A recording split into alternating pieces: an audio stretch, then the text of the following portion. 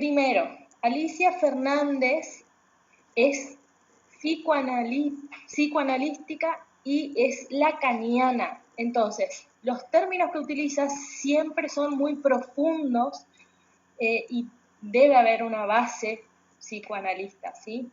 Ahora, también toma mucho de Piaget, como los conceptos de asimilación y acomodación, ¿sí? Vamos a recordar el concepto de modalidad de aprendizaje.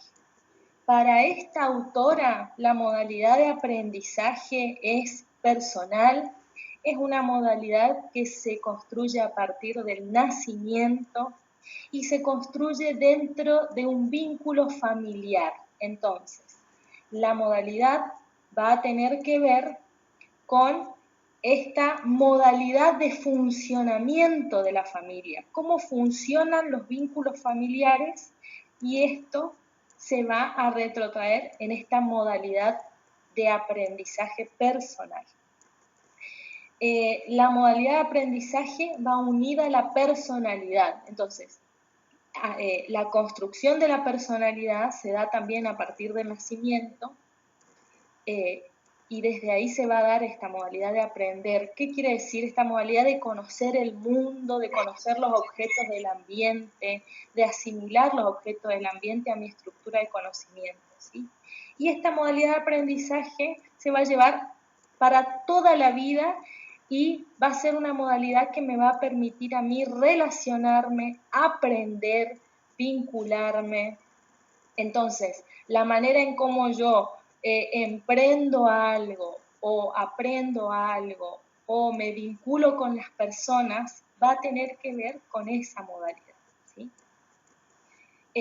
Alicia Fernández habla de que el aprendizaje es un aprendizaje que se da siempre también en un entorno vincular familiar, y es un aprendizaje que se da desde el cuerpo, desde el organismo, desde la inteligencia y el deseo, ¿sí?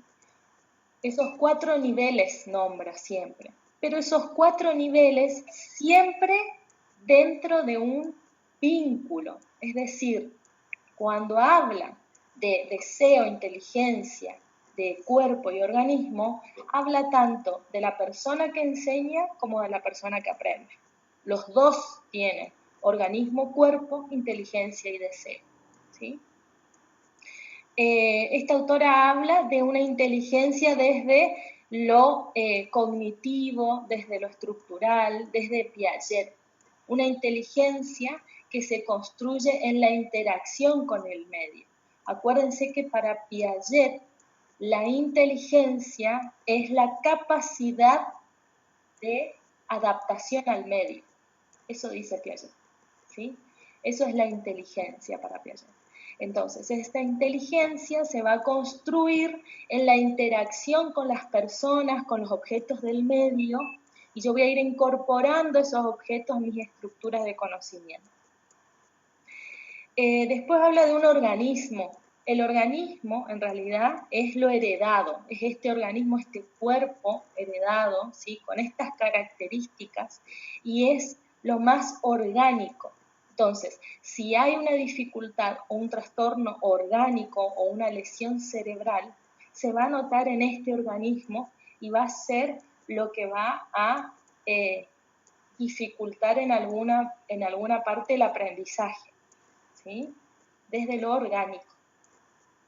Cuando habla de cuerpo, a diferencia del organismo, el cuerpo es un cuerpo que está simbolizado, es un cuerpo desde el psicoanálisis.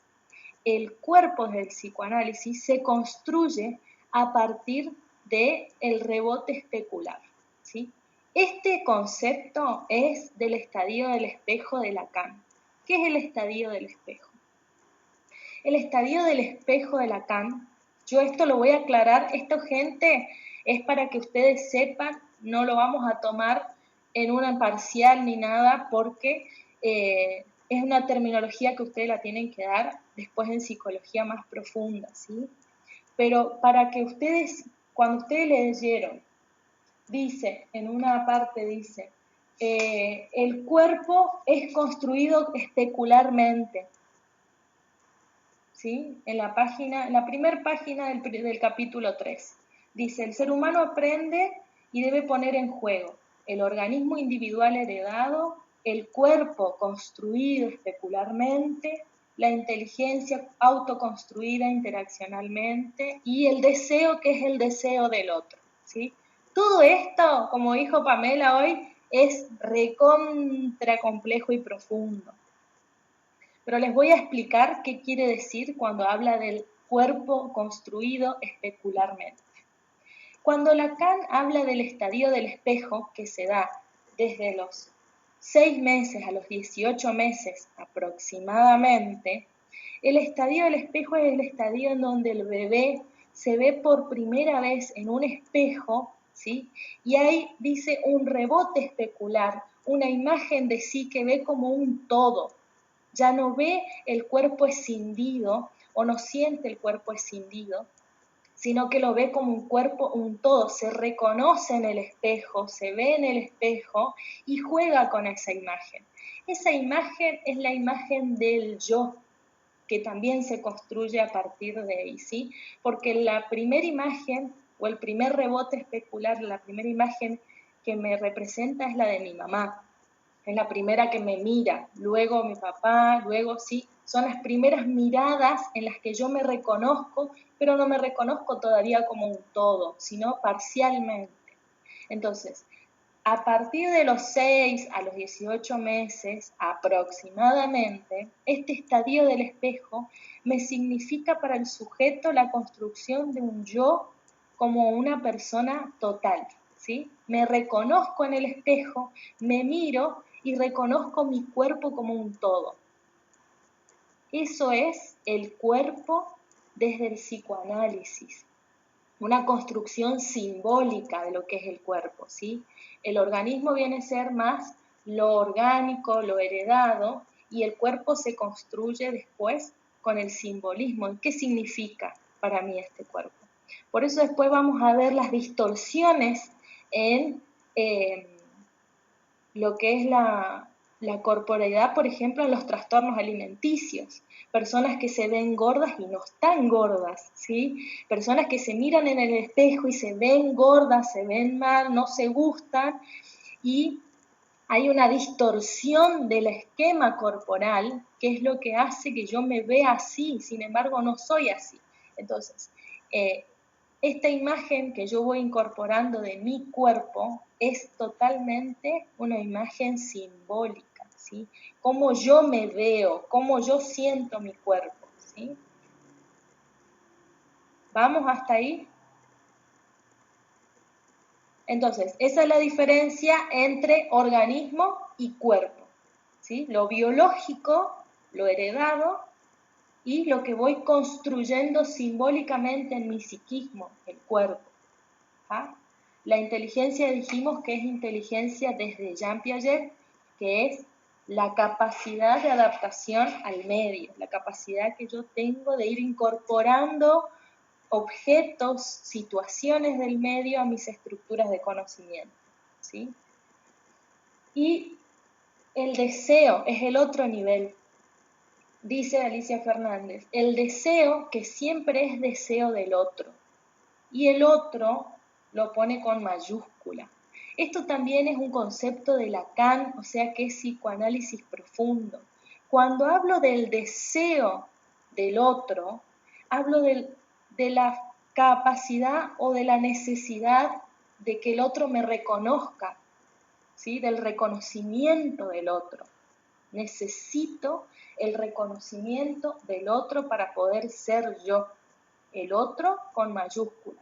Cuando Lacan habla del otro con mayúscula, habla de ese sujeto o esa persona que tiene un poder por sobre mí, ¿sí? Una relación asimétrica. El otro con mayúscula es ese otro que me devuelve en la mirada, me devuelve mi, la proyección de mi yo, sería, ¿sí? Que me devuelve lo que soy yo como persona. Pero eso es muy profundo.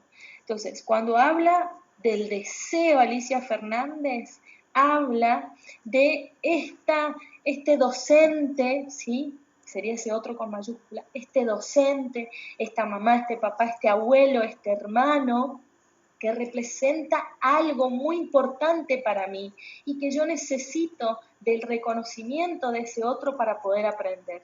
Yo no aprendo solo porque yo necesito o quiero o hay una motivación interna para aprender, sino que necesito aprender porque necesito el reconocimiento del otro.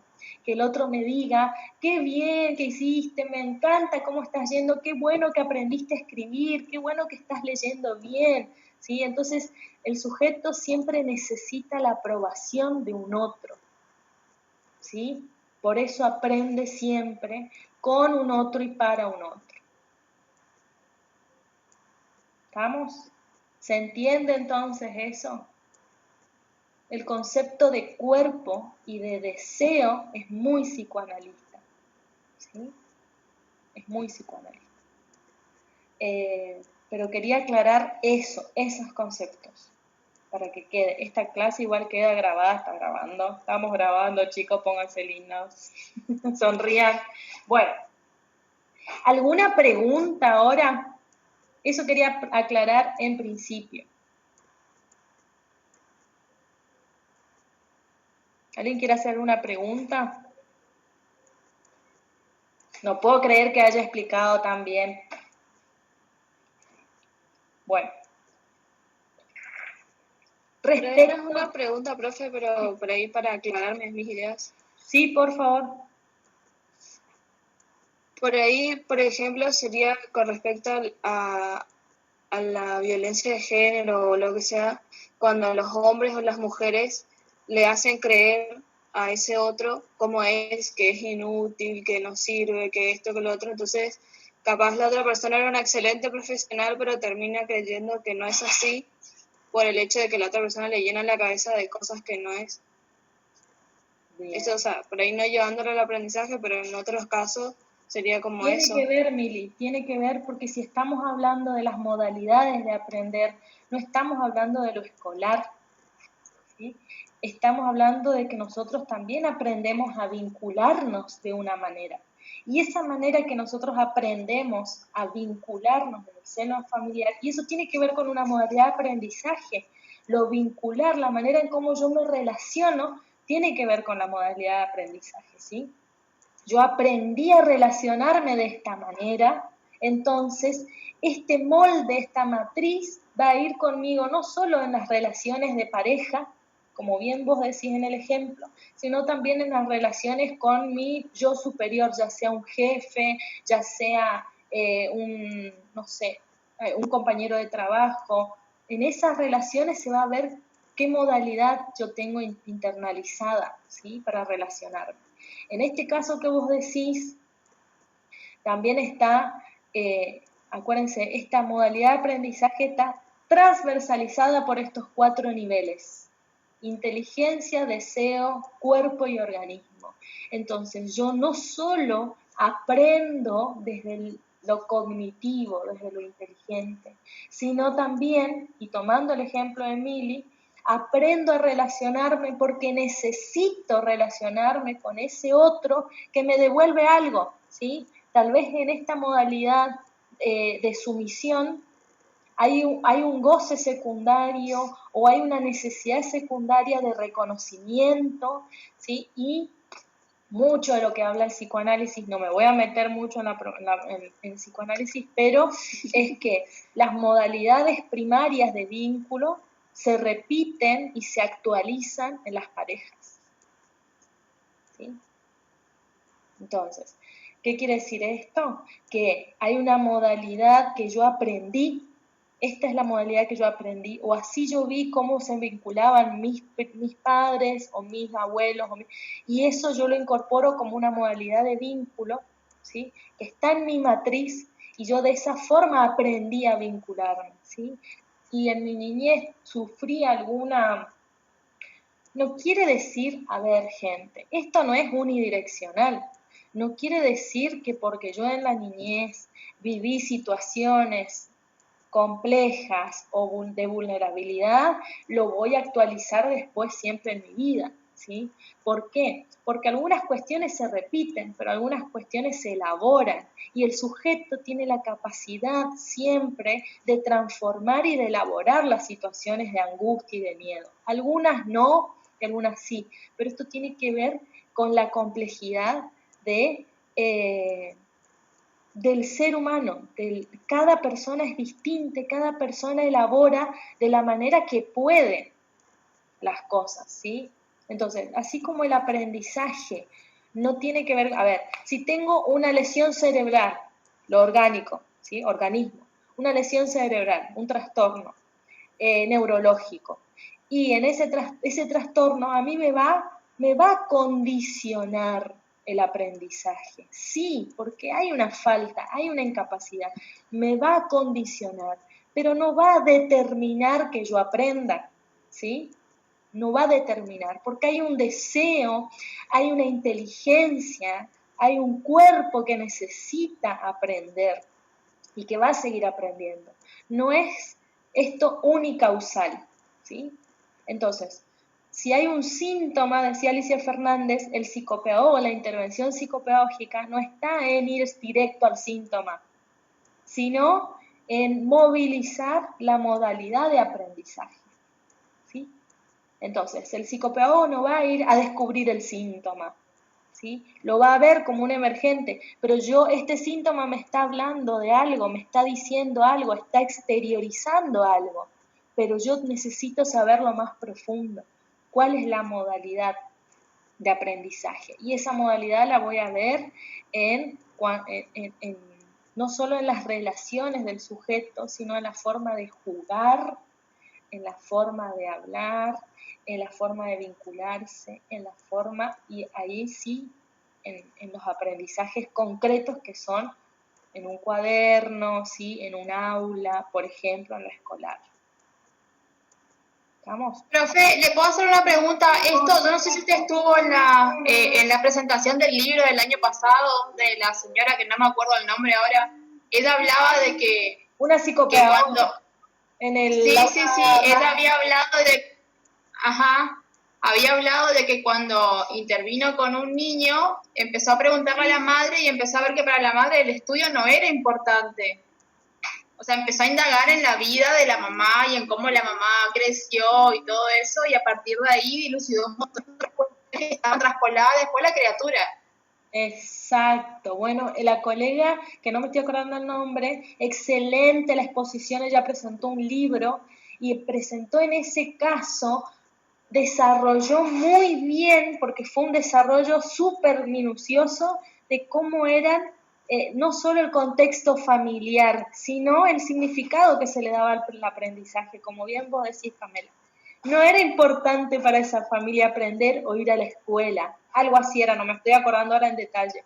Sin embargo, ese niño estaba en la escuela y simbolizaba en sus dibujos, ¿sí?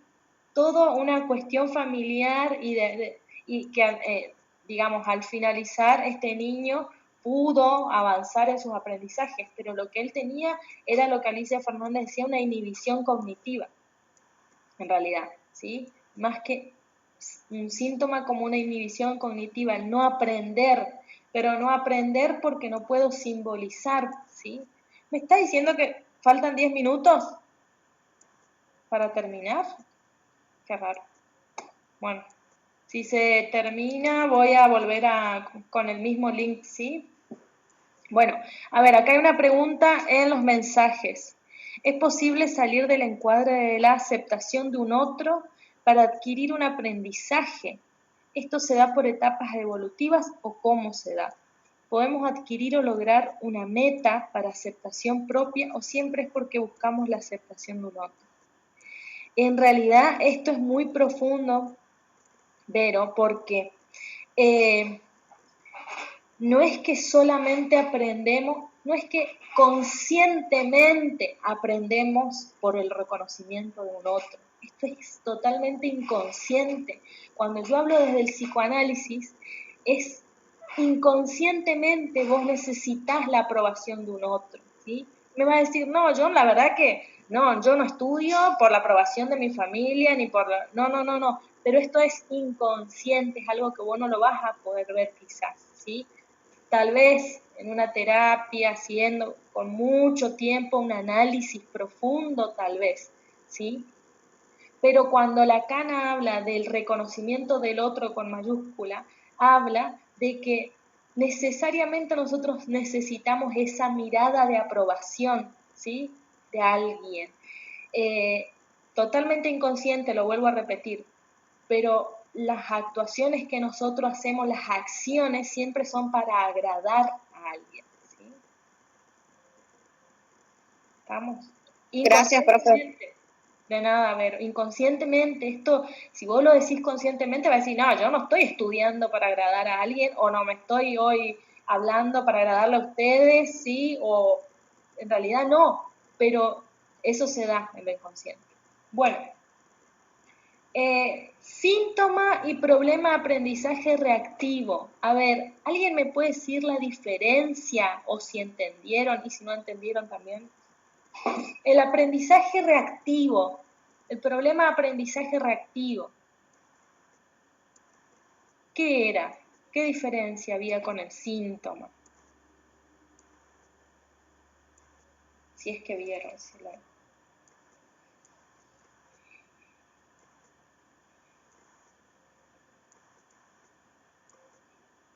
A ver.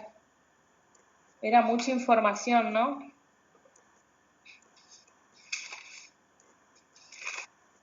Fíjense que Alicia Fernández es psicopedagoga, pero es profundamente psicoanalista y hace un análisis exhaustivo de todo, así que es muy, muy interesante.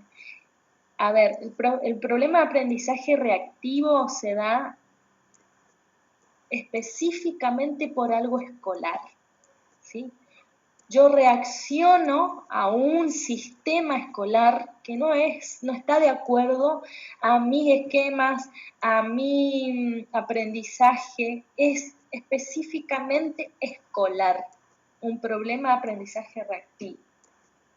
Entonces, ¿a qué reacciono? Reacciono a una modalidad de enseñanza que no es para mí, reacciono a un sistema expulsivo, reacciono repitiendo, reacciono con conductas disruptivas, de esa forma, ¿sí? Pero es un problema de aprendizaje que tiene que ver con el entorno escolar, específicamente escolar. Eso es el problema de aprendizaje reactivo. El síntoma tiene que ver con lo familiar, con algo afectivo. Un síntoma enuncia y denuncia, decía Alicia Fernández, ¿sí? El síntoma muestra algo, exterioriza algo, ¿sí? Que no puedo mostrar de otra forma. Entonces, el síntoma viene a simbolizar algo que no me puedo callar. Y el síntoma generalmente tiene que ver con algo afectivo, con problemas familiares dentro de la casa, con algo que el niño no puede hablar. Por eso Alicia Fernández habla mucho de esto del secreto, qué es lo que se menciona, qué es lo que se habla, qué es lo que no se habla en la familia, cómo yo me relaciono con ese secreto, con eso que no se habla o que no se dice, ¿sí? El síntoma es no poder simbolizar algo. Eso es el síntoma. No poder hablarlo, no poder decirlo, entonces sintomatizo para poder llamar la atención de alguna manera o para poder exteriorizar eso. Tiene que ver más con lo afectivo y con los vínculos familiares. ¿Sí? Ahora, la inhibición cognitiva tiene mucho de este nivel de la inteligencia que habla Alicia Fernández, en donde hay una anulación del pensamiento, hay una anulación por aprender, porque la inteligencia, por eso el nombre de su libro, la inteligencia está atrapada, la inteligencia está anulada, ¿sí? ¿Alguien anotó algo de inhibición cognitiva? Lo del trabajo práctico, a ver. ¿Qué concepto tenían ustedes? Mientras buscan, le digo lo de oligotimia. Oligotimia y oligofrenia son dos conceptos que tienen que ver con retraso madurativo, retraso mental, pero oligofrenia no se utiliza más. Oligofrenia era el retraso mental, pero hace años, ¿sí? Fue uno de los primeros términos. Se hablaba de oligofrenia o retraso mental. En cambio, la oligotimia es parecido a un retraso mental, pero tiene que ver con cuestiones sociales, por eso habla de oligotimia social, con cuestiones culturales, sociales, con privación social, con una privación social que no le permite al sujeto tener todos los recursos que necesita para poder aprender, ¿sí?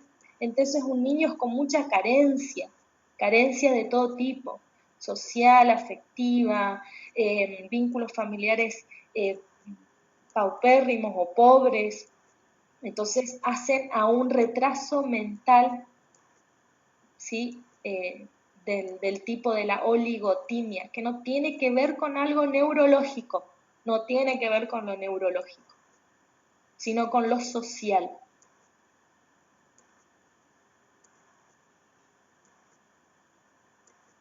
Vamos, preguntas, a ver, desde el mensaje, donde quieran, ¿alguna pregunta? En el texto, profe, dice capacidad de aprender y pensar masivamente atrapada por deseos de otras órdenes. Eso es inhibición cognitiva. No, oligotimia. No me entendí lo que era tampoco, porque me decía, por ejemplo, deseos atrapados en otras órdenes, y no sabía si era el deseo de la persona que aprendía, el deseo del que enseñaba, no entendí. Y después, a continuación, hablaba de oligotimia social y también anoté. Bien. Ahí, Mili, ¿querías hablar? Profe, por ahí corresponde, por ejemplo, a las religiones. Vio que hay religiones que no permiten que se den ciertos términos. ¿Eso no va por ese lado tampoco? No, tiene que ver más con carencias que se dieron en el núcleo familiar, carencias sociales, ¿sí? Entonces el niño no tiene todos los recursos afectivos, cognitivos, que tendría otro chico de su misma edad en otras condiciones, ¿sí? Es un niño que pasó por muchas carencias, no solo afectivas, sino sociales, y por esto se lo confunde con un retraso madurativo, pero en realidad no es un retraso, se lo confunde, con un retraso mental, pero no es un retraso mental, sino que tiene que ver con carencias sociales y afectivas que sufrió esta persona, entonces no tiene los mismos recursos que un niño de su misma edad que tenga otras posibilidades, ¿sí? Esto se suele dar cuando uno ve en las escuelas las